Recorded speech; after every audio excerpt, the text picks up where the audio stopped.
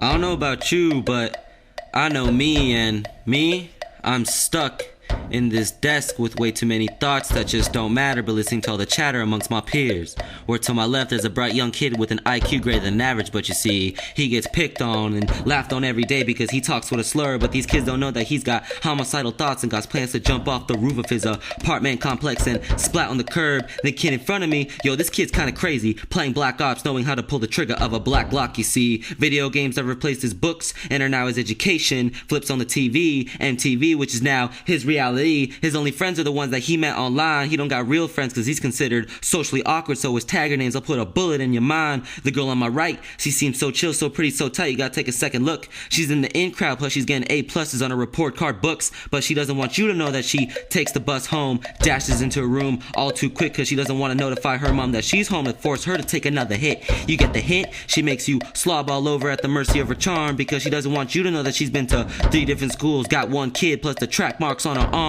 But what about the kid at the front of the row, man? See, I see this kid every day looking so depressed because I can tell he wants to be loved, he wants to feel love, but he's afraid of love because he's been hurt by love. And after the first 2 weeks after the breakup, feeling so depressed, he wanted everything back the way it was, to be his true, to be with his boo. But what can he do? It was his fault, the guy's fault. And now the lines of love vines entwining his heart are ripping apart, and he can't tell from where's the finish and where's the start. So every night in his room he tries to cuddle for warmth, but he can't. He tries to cry, but he can't, because that's something men do.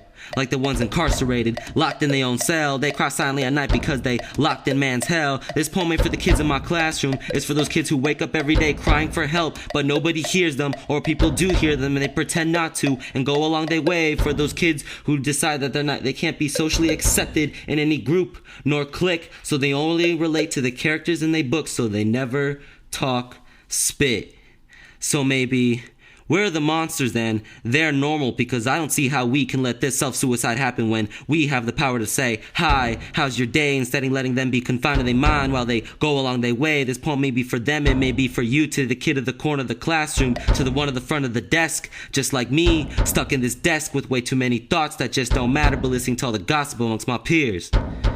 But yo, I'm normal, right? It's not my problem, right?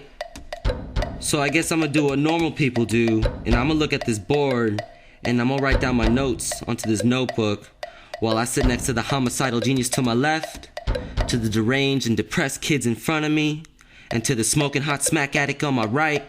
I'm gonna try to keep myself sane in this desk.